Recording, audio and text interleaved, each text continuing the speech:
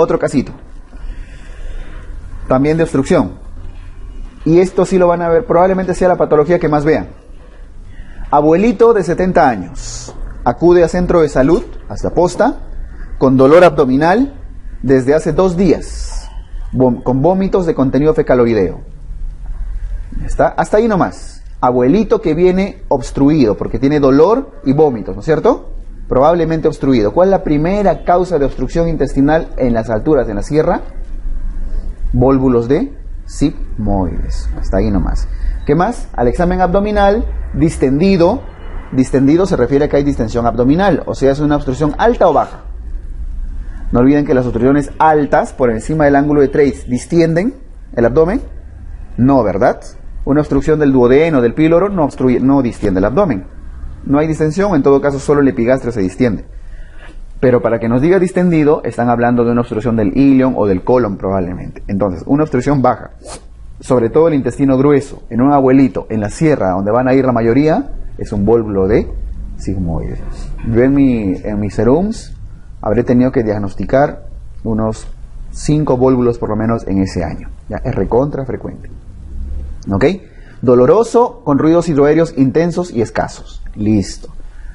Recordemos entonces el vólvulo de sigmoides. Esa es la imagen típica de un vólvulo de sigmoides, ¿no es cierto? ¿Cuáles son los factores de riesgo en nuestro país de vólvulo de sigmoides?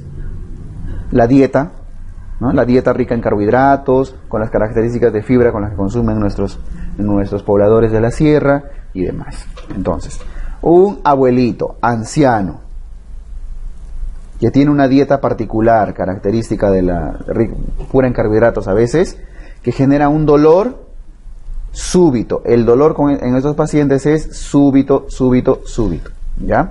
Que genera distensión y vómitos, que tienen que sospechar vólvulo de sigmoides. Muy bien. ¿Qué datos adicionales buscarían en estos pacientes? ¿Qué cosa tienen que hacerle averiguar acá en esos pacientes? 1, el tiempo de evolución, que ya lo han visto acá, son 2 días de evolución, les ha dicho. Tienen que buscar si es que hay algún signo de sufrimiento intestinal. Entonces, en datos adicionales, buscar cualquier signo de sufrimiento intestinal. ¿Ya? O sea, que el intestino se esté isquemizando, se esté necrosando. Entonces, si el intestino se está haciendo isquémico, se está necrosando, ¿qué características hace? Fiebre. Si tiene fiebre, ya están ante un paciente complicado. Si no tiene fiebre, ¿qué otra cosa tiene que buscar? Funciones vitales. Un paciente con sufrimiento intestinal hace hipotensión y hace taquicardia, ¿ya? Y tienen que verificar cómo está su diuresis, porque cuando ya hay complicaciones, sufrimiento intestinal, el paciente está oligúrico o incluso anúrico, ¿ya? Listo. Entonces, estos datos les van a traducir un vólvulo de sigmoides que tiene varios días de evolución, porque el paciente muchas veces les va a mentir. Entonces, no, doctor, ayer nomás empezó, y no, tiene 3 días probablemente de evolución.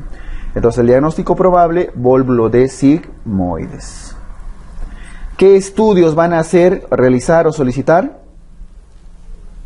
Siempre, ante todo obstruido, dijimos hace un rato que tienen que buscar hacerle un tacto rectal, de todas maneras. Porque ¿qué tal si no es un vólvulo de sigmoides, sino una tumoración en el recto, un problema rectal? O simplemente está impactado, estreñido, con un fecaloma. Y simplemente ustedes hacen el tacto rectal y plum, evacúa las heces, bota todo y se baja la distensión. Entonces siempre recomendación antes que tomen cualquier decisión en un obstruido, su tacto rectal, ¿ya? Entonces, primera medida a tomar, esto es similar al manejo de los obstruidos en los niños y en los adultos, es muy similar. ¿Qué van a hacer acá? Hidratarlo. Primero, con sus 20 mililitros por kilo, eso acuérdense ya de memoria prácticamente para todos sus pacientes. Siempre, todos, darle su bolito inicial. ¿Por qué? Porque ha venido vomitando. Está bien deshidratado, hipocalémico y demás. En segundo lugar, vía endovenosa, por supuesto, ¿no? Y luego continúan con su hidratación permanente. ¿Cuánto dijimos? Promedio de 2 litros por metro cuadrado al día, ¿no? En 24 horas. ¿ya? Por metro cuadrado de superficie corporal, ¿no? Luego, ¿qué cosa tienen que colocar el paciente? Sonda nasogástrica. Siempre, siempre su sondita nasogástrica como todo obstruido. Ahora, aquí sí viene la posibilidad de colocarle una sonda rectal, ¿ya? Si ustedes tienen sondas rectales en su centro de salud, bacán. Entonces le colocan su sonda rectal. ¿Para qué? Porque si ustedes colocan la sonda rectal, van a probablemente llegar con suerte a la zona de volvulación, acá, y van a poder aspirar el aire. Si logran aspirar el aire con una sondita rectal, chévere, porque el paciente se va a bajar la distensión. Incluso cuando esto cuando baja el aire del vólvulo, se va devolvulando solito. Y el paciente tiene un mejor pronóstico. Igual lo tienen que referir porque lo tienen que operar a este paciente, ¿ya? Pero le ponen su sondita rectal. Pero ojo, la sonda rectal solo le van a poner si es que el paciente no tiene signos de complicaciones. O sea, signos de sufrimiento intestinal ni peritonitis. Es decir, aquellos que tienen menos de 24 horas de evolución. ¿Ok? Si le llega un paciente con 6 horas de vólvulo, pónganle su sonda rectal y créanme que un gran bien le van a hacer. Ya se va a devolvular probablemente. Y lo refieren ya tranquilo, sin dolor, sin distensión. ¿Ya? Pero si ya tiene más de 24 horas, ni se les ocurra colocar una sonda rectal, porque los tejidos ya están así, están ya dañados, y si ustedes colocan su sondita, ¿qué van a ocasionar? Una perforación. Van a terminar dañándolo. ¿Ya? Entonces aquí sí colocan una sonda nasogástrica con su sonda rectal. Y en tercer lugar, sus antibióticos. Siempre, siempre sus antibióticos. ¿Qué antibióticos? Igualito, para gram negativos y anaerobios. Su gentamicina con metronidazol o lo que tengan. ¿Ya? Listo, nada más. Acuérdense que el vólvulo de sigmoides, finalmente, si bien no lo van a realizar ustedes en sus serums, generalmente hay que realizar un tratamiento quirúrgico, ¿no es cierto? Resecar ese segmento volvulado. ¿Y qué van a hacer? Si el paciente llega en buen estado al hospital, y de eso depende mucho de ustedes, le van a hacer una anastomosis de lo que queda. Y si llega en mal estado al hospital, si lo han referido mal ustedes o le han hecho un mal manejo inicial, van a tener que hacer una colostomía. ¿Ok? Listo, pero esto ya lo van a hacer en cirugía. Listo, entonces hemos puesto 2 casitos de obstrucción intestinal que van a ver con frecuencia. Por favor, hidraten y pongan su sondita nasogástrica. Siempre, siempre, siempre, ¿ya? Si la obstrucción se da en un recién nacido, tienen por ejemplo un bebito que está distendido, empieza a vomitar, vomitar, vomitar, ¿qué van a colocar? Sonda orogástrica. A un bebito no lo refieren con sonda nasogástrica, ¿eh? Sonditas delgadas, delgaditas y por la boca tienen que colocar. ¿Por qué? Porque los bebés tienen respiración nasal. Y si le colocan una sonda por la nariz, olvídense, el bebé va a empezar a hacer distrés respiratorio y le van a tapar a ustedes la ventilación. ¿Ya? Muy bien. Avanzamos. Otro casito. Dice, en medio de un cortamonte, en la Yunza, ¿no? Acabamos de salir de esa temporada. A un poblador le cae un árbol encima. Ya está, típico. No solo en cortamonte, a veces en los pueblos a donde van, una vez al año hacen mantenimiento a sus puentes. Y esa es toda una ceremonia de los cuales ustedes probablemente van a ser padrinos. Ya casi siempre llaman al médico del pueblo a ser padrino del puente ese año. Entonces cambian las tablillas, cambian las maderas de los puentes, preparándolos para la temporada de lluvia. Y le meten harto, ¿no? Harto alcohol, harta fiesta. Entonces harto accidente hay. Todos los años se para accidentando a alguien en estas fiestas. Pero bueno, esta es una yunza. A un poblador le cae un árbol encima, lesionándose el abdomen. Plum, le cae. Trauma abdominal estamos entonces. Lo llevan al establecimiento de salud, encontrándolo con una presión arterial de 90-60 y frecuencia cardíaca de 120. Aparentemente un trauma abdominal contuso, que está estable o inestable. Está inestable. Aun cuando la presión está en límite, está taquicárdico. ¿No es cierto? Ahora, la taquicardia puede ser por el dolor. No necesariamente es porque está sangrando. Tiene leve dolor e irritación peritoneal. Entonces, ¿qué están sospechando acá? Que se ha lesionado alguna víscera, algún órgano en el abdomen que está sangrando. ¿Ok? Entonces, hagamos nuestro repasito de trauma abdominal así rapidito. ¿Cómo es el trauma? El trauma abdominal puede ser de 2 tipos. Puede ser abierto o puede ser cerrado. ¿Ya? En Cajamarca, ahí tiene la fama, hay ciertas zonas de como Cuter, Bochota, ¿no? Que solucionan sus líos a machetazos. Así que harto trauma van a encontrar ahí, no solo abdominal, sino harto TEC y harto trauma torácico también. Así que tienen que manejar eso. A ustedes no les va a pasar nada, por supuesto, ¿no? El trauma abdominal puede ser cerrado o contuso, ahí le falta una R, cerrado o contuso, o puede ser abierto o penetrante. Empezamos con el trauma abdominal abierto. ¿Qué pasa si tienen un trauma abierto por arma de fuego? O sea, puede ser por arma de fuego o puede ser por arma blanca, o sea, cuchillo. Si es que es por arma de fuego, todo paciente que haya recibido una agresión, un trauma, lo hayan disparado en el abdomen con una bala, de todas maneras va a ir a cirugía. Por lo tanto, lo tienen que referir de todas maneras. Ya referir para la laparotomía. ¿Ok? Aquí nuestro algoritmo básicamente, más que la laparotomía, tiene que terminar en referencia a un hospital. Tienen que referirlo. ¿Qué pasa si ha sido un trauma por arma blanca? Lo han acuchillado. Ya llegan bronca de comuneros ahí. ¡Plum! Se agarraron a machetazos. Entonces, listo. Arma blanca. ¿Qué tienen que evaluar ahí? ¿Está estable o está inestable? ¿Y qué cosas se evalúan para ver estabilidad hemodinámica o no? Funciones vitales. En los estables las funciones vitales están ok y en los inestables las funciones vitales están alteradas, ¿no es cierto? Hay hipotensión, taquicardia y demás. Muy bien. ¿Qué pasa si tienen un paciente hemodinámicamente estable? Lo han acuchillado y está inestable. ¿Qué van a hacer? Lo tienen que referir, ¿no es cierto? Porque lo tienen que operar, la conducta va a ser quirúrgica de todas maneras. ¿Y qué pasa si está estable? Lo han acuchillado y viene al centro de salud agarrando su cuchillo ahí en el abdomen. Tome, aquí, vecino. Sus líos de faldas típicos la tienen ahí. Entonces vienen con su cuchillo, pero estable. ¿Qué tienen que hacer ustedes? ¿Lo van a referir? No, está estable. Tienen que explorar la herida. Exploración de la herida. Revisan la herida abdominal. Si esta herida es penetrante, o sea, exploran la herida y ven cavidad abdominal abierta, ven de repente el hígado o un intestino, por más que no vean lesión visceral, pero están viendo el interior de la cavidad, o sea, es penetrante, tienen que referirlo, o sea, a la laparotomía. ¿Cuál es el único caso que no van a referir? Cuando está acuchillado, viene estable, exploran la herida y la herida fue solamente superficial. En ese caso, no penetrante, ahí dice lavado peritoneal, es un error. Cambiamos ahí, es observación. Lo dejan en observación. O sea, no necesariamente tienen que referirlo. ¿Cuál es el único caso? Acuchillado, que está hemodinámicamente estable, con funciones vitales, ok. Miren que ni siquiera tienen que tomar hematocrito ni nada, ¿eh? Funciones vitales es lo más importante. Exploran la herida y es superficial. Observación. Suturan la herida, por supuesto, ¿no es cierto? Suturar herida. ¿Ya? Muy bien. ¿Y qué pasa?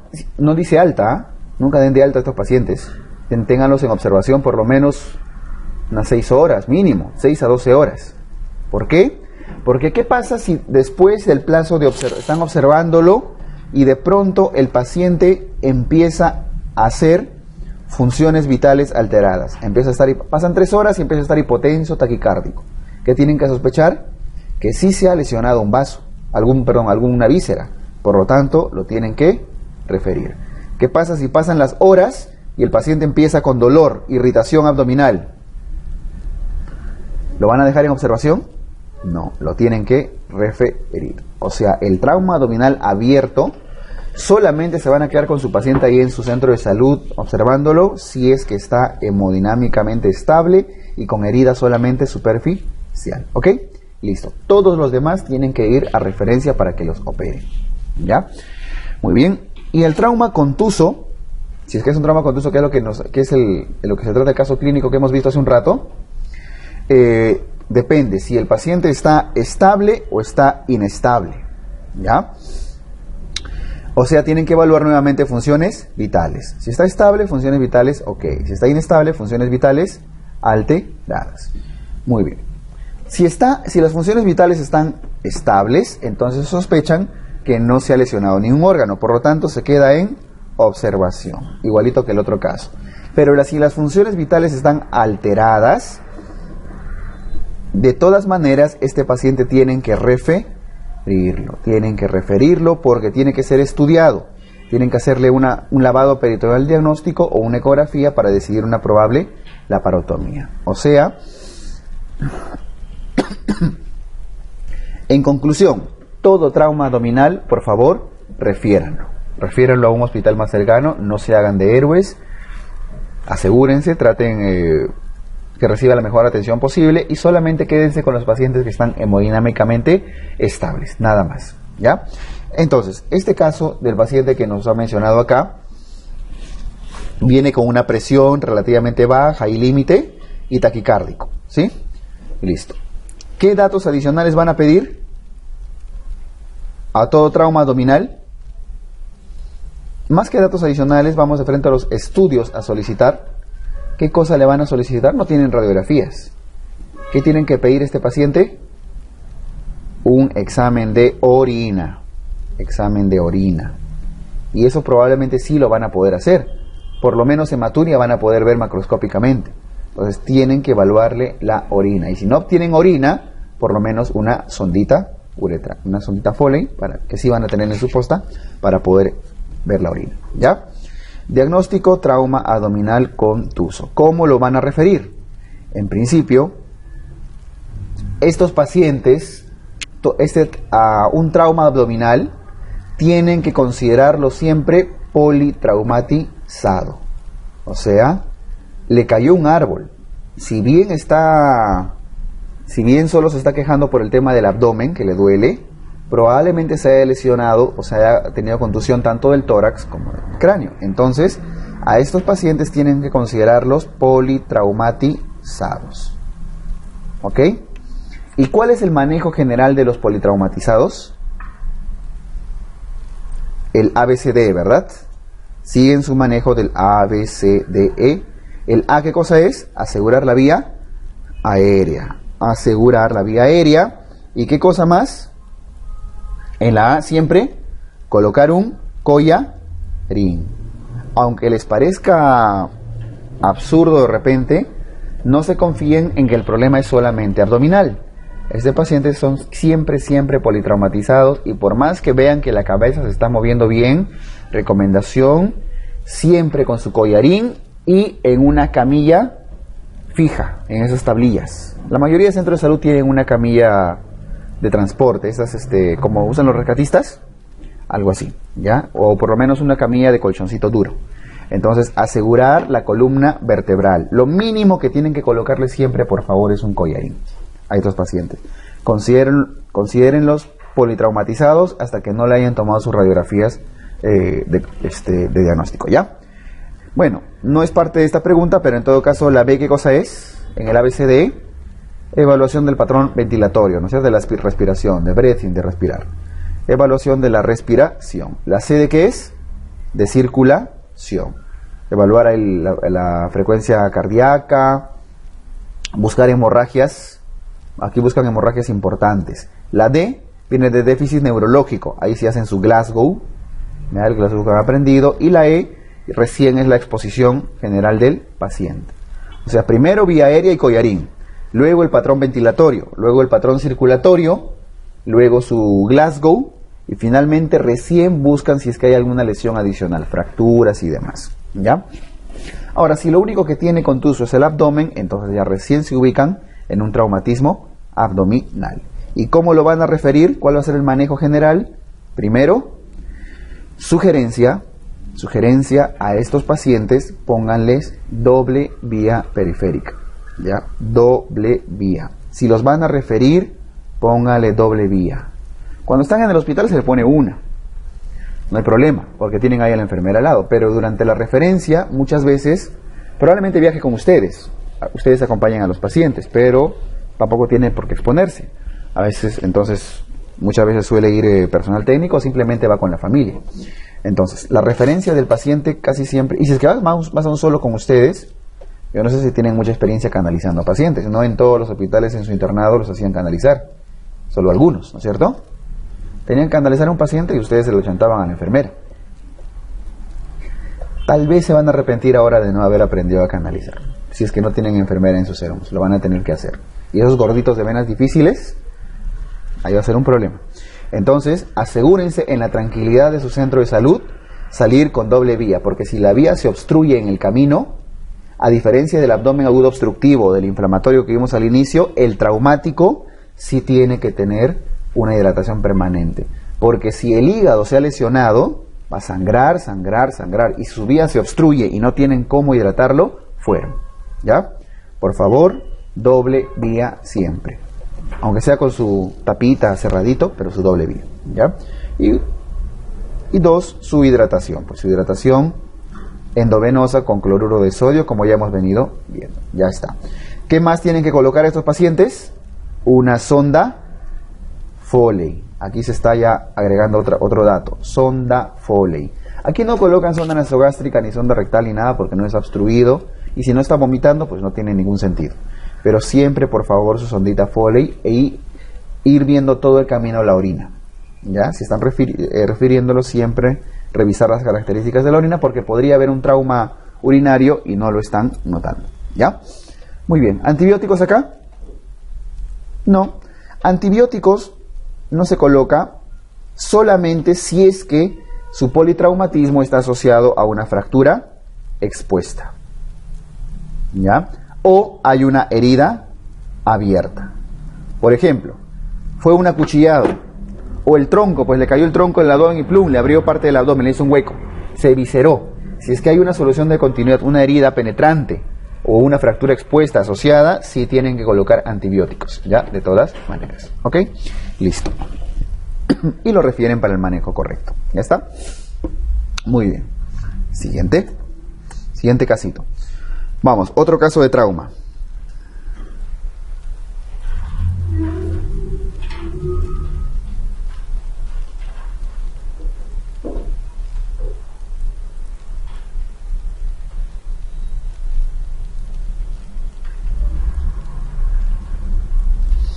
Otro casito de trauma.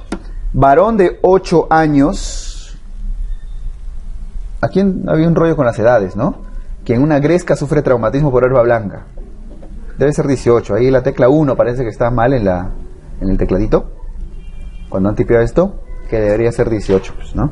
Que en una gresca sufre traumatismo por arma blanca. Un verduguillo, esos cuchillitos chiquititos, puntiagudos, pequeñitos. En el tórax. Vamos a trauma torácico. Ingresa en emergencia con dificultad respiratoria severa, cianosis e hipotensión. Trauma torácico, en este caso por arma blanca. Aquí, en trauma torácico ya no depende tanto si estamos ante un trauma abierto, trauma cerrado. En general, el manejo del trauma torácico va a depender de qué, de si estamos ante un hemotórax o un neumotórax, ¿ya? Entonces, cuando hay el antecedente de un trauma torácico, nuevamente, todo paciente traumatizado, ¿qué cosa tienen que sospechar? Tienen que considerarlo politraumatizado. ¿Ya? Politraumatizado, hasta que no estén seguros de lo demás, de todo lo demás. Así que por favor, si es que ha habido un acuchillamiento, probablemente ha habido golpes de por medio, caídas. Entonces siempre consideren, cuiden su columnita, su columna vertebral siempre. ¿Ya? Entonces considérenlos siempre politraumatizados. No les van a poder tomar radiografías ni nada, pero ¿qué es lo que tienen que investigar en estos pacientes? Dos cosas tienen que buscar. Hay estudios a solicitar de frente, o más que el examen que le tienen que hacer.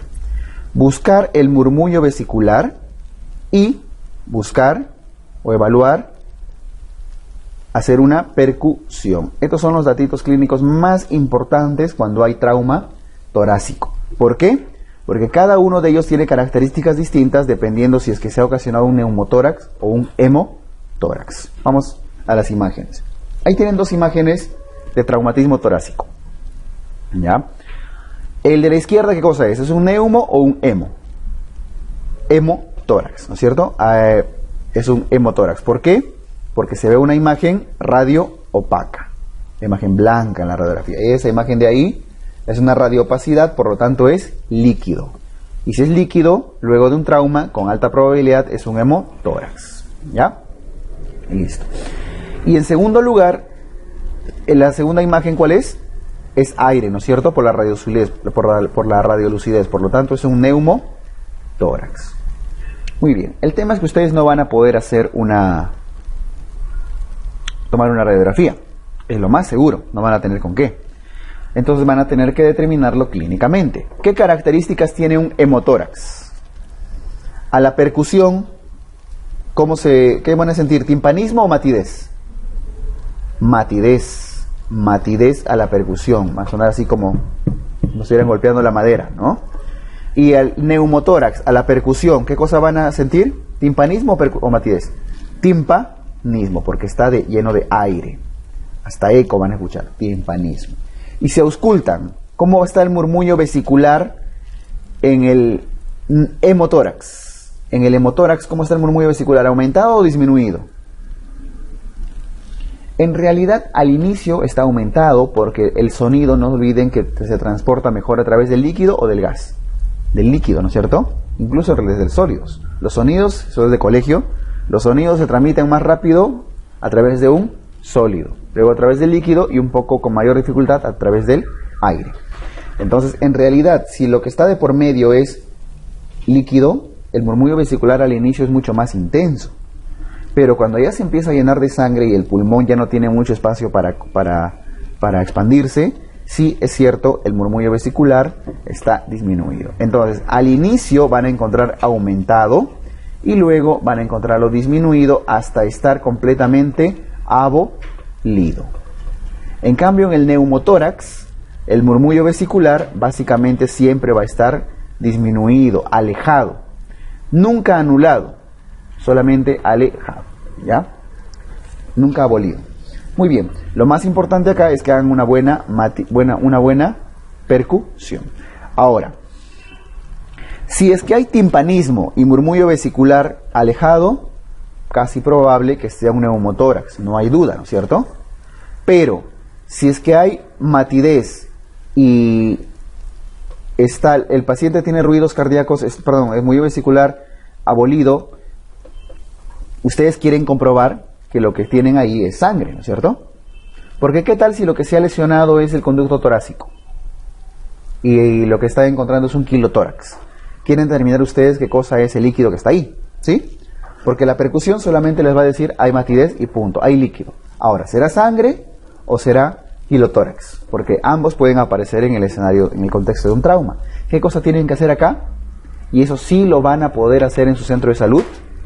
Una toracocentesis. Entonces, a sus pacientes les van a hacer una toracocentesis.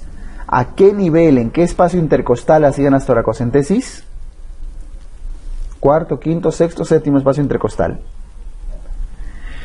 La recomendación es lo más bajo posible, más o menos a la altura del séptimo, octavo espacio intercostal. ¿Por qué?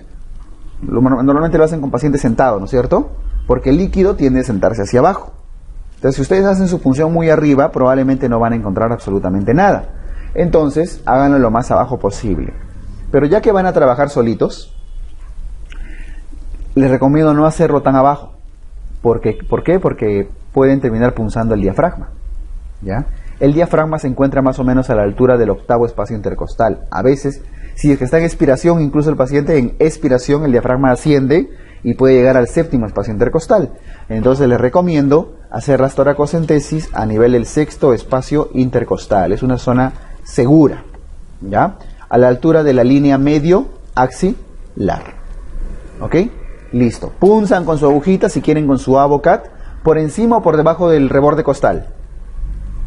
Por encima, ¿no es cierto? Porque los vasos intercostales pasan por debajo de las costillas. Entonces tienen que punzar por encima de cada costilla. Punzan y listo. Obtienen sangre, bacán. Ya tienen su diagnóstico de hemotórax. Ya está. Ahora, ¿qué cosa tienen que hacer? Una vez que ya han determinado es neumo o hemotórax. Muy bien. Si es un neumotórax, generalmente el punto el punto de corte es 20%. Menos del 20% de neumotórax normalmente se deja en observación. Y más del 20% de neumotórax con la placa, ¿qué cosa se hace? Un tubo de drenaje. Un tubo de drenaje. Ya está. ¿Listo? Ahora, ustedes no tienen placa para determinar el porcentaje, así que no van a poder usar este criterio. ¿Qué es lo que van a tener que evaluar? Si hay o no compromiso clínico. Si el paciente no tiene compromiso clínico, se le da una cuchillada en el tórax, ustedes percuten, hay timpanismo, es un neumotórax, pero el paciente está respirando bien. Ustedes no ven un distrés respiratorio, respira dentro de todo bien, entonces seguramente el neumotórax es mínimo, ¿no es cierto? Entonces simplemente observación, evaluar las funciones vitales constantemente y no le hacen nada, tranquilo nomás. Pero si ya empieza a tener distrés respiratorio, taquipnea, empieza a respirar con dificultad, entonces sí tienen que considerar que hay un neumotórax importante, ¿cierto? ¿Y qué es lo que tienen que hacer ahí? Colocar su tubo de drenaje. Ahora, el tema es si es que su centro de salud va a tener lo necesario para colocar un tubo de drenaje. Y ya que ustedes van a ser jefes de establecimiento, porque lo van a hacer, ¿no es cierto? A donde van a ir van a ser ustedes los jefes, en la mayoría de lugares. Entonces, ustedes van a hacer requerimientos de las cosas que necesitan. Esta es una de las cosas que deberían tener, un sistema de drenaje. Ahora, su microred o su red de salud del que dependan o la dirección de salud de la región a la que van a trabajar no les va a comprar un pleurevac, que es el aparato ya automático que hace drenaje, que simplemente punzan, prenden, lo enchufan, prenden y ya está aspirando. No, porque es carísimo y no va a llegar a donde están. Entonces lo mínimo que tienen que tener, ¿qué cosa es? Una sonda Nelaton, estamos hablando de adultos, ¿no es cierto? Una sondita Nelaton por lo menos número 12 a 16, 12, 14, 16, una sonda, que es lo que van a colocar. De repente en el internado han colocado sondas, conectan su sondita ¿a qué cosa? A esos tubitos de goma, esas mangueritas naranjas. Entonces tienen que tener sus mangueritas de hule, de látex, cualquiera de esas mangueritas naranjitas, ¿no? Y tienen que tener su frasco de drenaje. Eso, sí les pido, por favor, ténganlo porque les va a servir. ¿Ya? ¿Y dónde van a encontrar ese frasco? En el hospital. Pues cuando vayan a su hospital a entregar sus informes de mes, sus requerimientos de cada mes, vayan y en el hospital eso sobra, lo tienen botado. Pidan que le esterilicen uno y se llevan 1 o 2 a su centro de salud. Y cada 2 o 3 meses en sus días libres que van, lo dejan para que lo esterilicen y lo van cambiando. Tal vez nunca lo usen, pero ténganlo por favor, ¿ya? Van a salvar muchas vidas. ¿Y cómo se coloca el sistema de drenaje? La sondita se coloca al tórax, eso lo han hecho en su centro de salud, en su internado seguramente. ¿Y esos frascos cuántos tubos tienen? 2 tubitos, ¿no es cierto? Uno cortito y uno profundo, ahí como estamos viendo ahí, ¿sí? Y ahí se conecta, ¿dónde se conecta la manguerita? ¿En el tubo largo o en el tubo corto? En el tubo largo, en el tubito largo lo conectan ahí, como es de látex, entra a presión, normal, y lo llenan de cloruro. Llenan de cloruro el frasco, aproximadamente 400 mililitros. Eso tienen que saber manejar ese frasquito, porque lo van a hacer, ¿ya? Más o menos 400 mililitros, y el tubito largo tiene que estar sumergido aproximadamente 2 centímetros, nada más. Ponen 400 hasta 500 mililitros, pueden poner de cloruro, ¿ya? Dentro del frasco, y sumergen el tubo grande, generalmente son tubitos de vidrio, 2 centímetros en el interior. Eso va a generar las presiones fisiológicas más adecuadas para la ventilación del paciente. Y con eso le están salvando la vida y lo refieren tranquilos. Saben colocar un tubo de drenaje, ¿no es cierto? De toracostomía. Bueno, si no entran a YouTube, ven tutoriales ahí, ¿cierto? Más o menos a la altura del cuarto o quinto espacio intercostal, parecido a la toracocentesis. Por ahí colocan su anestesia, un poquito de lidocaína, ponen una pinza, con su bisturí cortan, y con una pinza que sí van a tener de todas maneras en su posta, hacen el huequito con fuerza hacia el tórax y meten su tubito, nada más, y lo amarran con una sedita negra con un punto a la piel. Ya está, es sencillo, ¿ya? Y tienen que enviarlo así. Ahora, cuidado cuando refieran a estos pacientes, siempre el frasco tiene que estar en un nivel bajo. Si el paciente está echado en su camilla, siempre el frasco por debajo, ¿ya? No vayan a estar cargando el frasco por encima del paciente. Eso va a generar una presión positiva al pulmón y más distrés le va a ocasionar, ¿ya? Listo, nada más, y con eso le han solucionado la vida. Y si es un hemotórax, ya determinaron que era un hemotórax porque había matidez a la percusión y a la toracocentesis punzaron y obtuvieron sangre. ¿Qué cosa tienen que hacer? En estos casos, igualito, colocarle, ahí sí no depende si el paciente tiene o no tiene clínica. Si demuestran que hay sangre, de todas maneras a todos le van a hacer su toracostomía, que es lo mismo que decir tubo de drenaje. Tubo de drenaje. ¿Ya está? Listo. Y ya está. Y con eso lo refieren. Ya cuando lleguen al hospital, el cirujano, el médico que esté en la guardia y la emergencia les va a preguntar cuánto de volumen ha salido en este frasco, cuánto de sangre has obtenido desde que lo punzaste hasta que has llegado acá al hospital. Entonces le dicen, he obtenido menos de 1,5 litros de sangre. Listo. ¿Qué van a hacer ahí en el hospital? Ya adelantándonos al manejo hospitalario, le van a decir, ok, no es mucha sangre la que ha perdido, observación. Lo van a dejar en observación. Pero si ustedes les dicen, por eso tienen que cuantificarlo bien, ha salido el frasco más de 1,5 litros, es más, ha tenido que botar sangre del frasco y volver a colocarlo vacío, ¿cierto? Si en todo el camino han tenido, por eso tienen que cuantificar bien, han perdido más de 1,5 litros desde el tórax, este paciente va a ir de frente a sala de operaciones, va a ir a cirugía, ¿ya? A que le haga una toracotomía. Entonces, por favor, cuantifiquen la pérdida sanguínea durante todo el camino.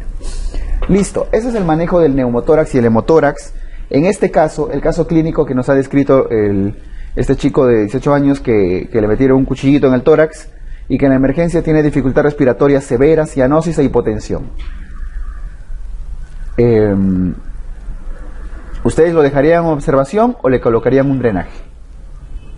De todas maneras un drenaje, porque ya sea que tiene un neumotórax o ya sea que tiene un hemotórax, va a ser de todas maneras severo, porque tiene hipotensión, tiene dificultad respiratoria, tiene cianosis y demás, ¿no es cierto? O sea, este paciente va a necesitar, de todas maneras, 1, su vía periférica, pues, ¿no? Vía periférica. 2, un drenaje. O sea, un tubo de drenaje, una toracostomía. ¿Qué cosa le tienen que agregar de más? Oxígeno. Eso también tienen que tener en su centro de salud. Siempre tienen que tener su balón de oxígeno bien cargadito, ¿ya? Y no lo malutilicen, ¿ah? Yo he visto serumistas esos baloncitos chiquitos de la incubadora lo llevaban en la mochila para su soroche. En su habitación lo tenía así para cuando les daba su soroche, se ponían ahí su oxígeno. Bueno, está bien, ¿no? Lo necesitan, pero siempre tengan su oxígeno cargado. Hasta cuando tengan un parto van a necesitar, ¿ya? Entonces, en tercer lugar, siempre su oxígeno. Ya está. ¿Listo? Y con eso lo refieren. Ahora, ¿qué pasa si ya este caso que ustedes decidieron que lo acuchillaron, ustedes determinan a la percusión hacen y está timpánico? Vamos a poner este caso, está timpánico, o sea, es un neumotórax. ¿Está describiendo cualquier neumotórax esto? O sea, un neumotórax simple. No, dicen que hay dificultad respiratoria severa, cianosis e hipotensión. ¿Por qué estaría haciendo hipotensión un cuadro, un neumotórax? Por esta razón. Si es que está haciendo ya hipotensión, por eso tiene que tomar funciones vitales. Está el mediastino, el corazón, los campos pulmonares. Digamos que este lado del pulmón es el que se ha lesionado, ahí donde pongo la flechita, ¿ya? Metieron su cuchillo. Entonces, ¿qué va a pasar con el pulmón? Se va a colapsar, porque hay fuga de aire. Neumotórax. Todo esto se llena de aire, y el pulmón se colapsa. Cada que sigue ventilando el paciente, llega aire al pulmón, y como el pulmón está huecado, sigue fugando aire. Entonces se sigue llenando aire por fuera y el pulmón se colapsa cada vez más. Cuanto más aire se acumula afuera, ¿qué va a pasar? El mediastino empieza a desviarse, a comprimir el mediastino. Y si comprime el mediastino, ¿quién se aprieta? El corazón.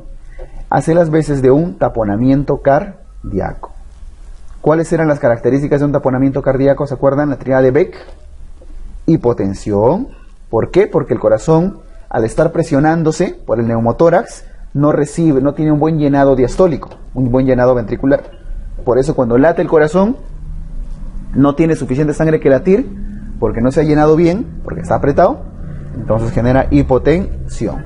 Si la vena cava no puede, la vena cava tanto superior como inferior, no puede drenar correctamente en la aurícula derecha, ¿qué va a pasar con las yugulares? Se van a hinchar, ¿no es cierto? Ingurgitación yugular. Ingurgitación yugular. ¿Y qué más? Ruidos cardíacos débiles, alejados. No es bradicardia, ¿eh? Ruidos cardíacos débiles. Entonces, este paciente tiene dificultad respiratoria severa, está cianótico y encima probablemente está hipotenso y a veces van a encontrar ingurgitación yugular, van a encontrar ruidos cardíacos débiles y demás. ¿Qué tienen que sospechar? Que es un neumotórax a tensión. Entonces, si tienen este paciente así típico, tienen su triada de Beck y está cianótico, si ustedes lo refieren así, simplemente se va a morir en menos de 10, 15 minutos. Sale en la ambulancia, plum, se murió. Va a ser su paro cardíaco rapidísimo. Esta es una emergencia, así que lo tienen que solucionar ustedes de todas maneras, ¿ya? Entonces, el neumotórax a tensión se maneja de la siguiente manera. No van a tener tiempo ni siquiera de colocar un drenaje. ¿Qué tienen que hacer? La imagen de abajo. Una punción en el tórax. Neumotórax a tensión. Ahí está la imagen de Netter. Ven el paciente ahí. Ven el paciente acá todo cianótico, en mal estado. Ven sus yugulares ahí todo ingurgitando. ¿Qué hacen? Hacen una punción ahí donde está mostrándose, ¿no es cierto? ¿A qué nivel? Línea medio clavicular, cruce con el segundo espacio intercostal. Agarran su aguja y sin ningún miedo, chicos, ¡pum!, le clavan lo que tengan. Ya, la aguja que tengan, el grosor que tengan. No tengan miedo de punzar absolutamente, no van a punzar nada. No van a lesionar ni la cava, ni la aorta, nada, porque no se olviden que el mediastino está desviado. Obviamente puncen del lado que está con aire, ¿no? No van a punzar del otro lado. Así ya estamos en problemas. O sea, puncen del lado que está timpánico, pues, ¿no? No van a lesionar nada, no tengan ningún miedo. Lo punzan, sale el aire, el pulmón vuelve a conseguir expandirse, y ven cómo el paciente recupera la presión. Inmediatamente después, luego que han solucionado, han hecho su punción, colocan su drenaje torácico, ya en su cuarto, quinto espacio intercostal, línea medio axilar, pum, colocan su tubito, como ya hemos visto, y ya está, referido, ¿ya? No tienen nada más que hacer, el resto ya es manejo del cirujano de tórax probablemente. Entonces, por favor, este es un procedimiento que sí van a tener que hacer, y tienen que saber hacerlo bien, correctamente, y no tener miedo de hacerlo, no dudar, ¿ya? Neumotórax a tensión se les va a morir en 10-15 minutos con altas probabilidades. Así que si no lo solucionan, olvídense. Muy bien. Pasamos, cambiamos de texto. Otra de trauma. Como están viendo, estamos viendo hartas preguntas de traumatismos, ¿no? Y con esto nos vamos a un pequeño recesito. Luego de un accidente en carretera, chofer de camión, ¿no? Los transportistas ahí en los pueblitos con las carreteras que tienen, es rescatado de una quebrada. Ya está. Entonces van al rescate. Rescataron a un chofer. Al examen presenta dolor intenso e incapacidad para movilización de miembros inferiores y cadera. No puede mover la cadera. ¿Qué tienen que sospechar? O bien fractura de algún hueso de la cadera, ya sea el fémur o el acetábulo, o fractura de pelvis, ¿no es cierto? Es un politraumatizado. Impresiona deformación en pelvis. Listo. Fractura pélvica. El traslado a la ciudad más cercana durará 7 horas. Y en el camino presenta imposibilidad para miccionar y se evidencia restos de sangre en el meato urinario. Pero el caso sí, salados, pues si les toca esto. Salados, ¿ya? De que si han sido quesos en el internado, es caballero nomás. Asuman.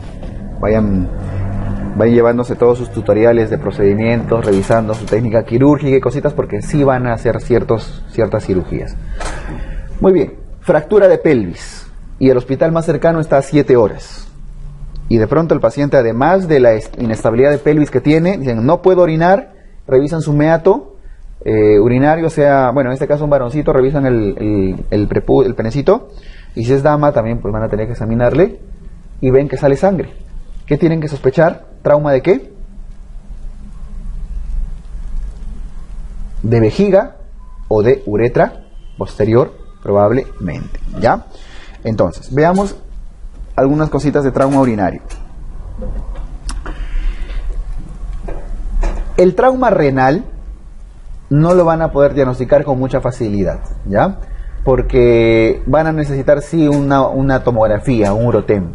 Y además, si es que hay un trauma renal y empieza a sangrar el riñón, probablemente va a empezar a estar hemodinámicamente inestable. Así que trauma renal, considérenlo dentro de los parámetros del manejo del trauma abdominal.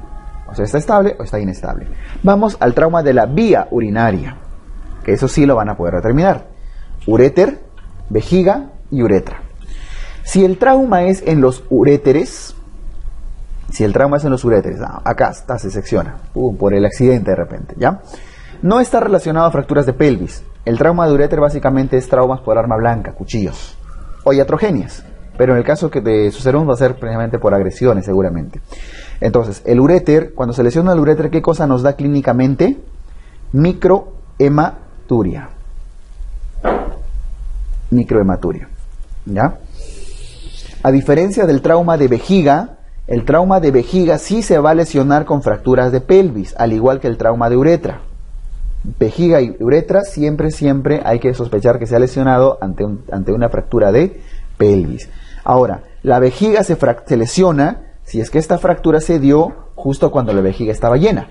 O sea, vejiga llena. Eso hace que se pueda lesionar. ¿Y qué características tiene la lesión de vejiga? Ya no es una microhematuria, es una macrohematuria. O sea, si ustedes le ponen una sondita o obtienen una muestra de orina, van a ver la orina roja, ¿no? con evidencia de restos de sangre. Ahora, si la lesión es de la uretra, sobre todo, ¿y cuál de las uretras suele lesionarse? No olviden que hay una uretra posterior y una anterior. La uretra posterior es esta de acá, que puede ser prostática o vulvar, y la uretra anterior ya es la peneana, ¿no? Muy bien, la que se lesiona en las fracturas de pelvis es la fractura de uretra posterior. La fractura de uretra posterior no va a dar ni micro ni macrohematuria. ¿Qué va a dar? Meatorragia, o sea, sangre rojo vivo en el meato urinario. Meatorragia se llama. O sea, gotitas de sangre, ya ni siquiera es macrohematuria. Son gotas de sangre así, claras. ¿Ok? Muy bien. ¿Y cómo diferencian? Ustedes ven y obtienen sangre. Macrohematuria con meatorragia podría confundirles. Si es que la lesión es de vejiga, ¿el paciente va a tener dificultad para orinar?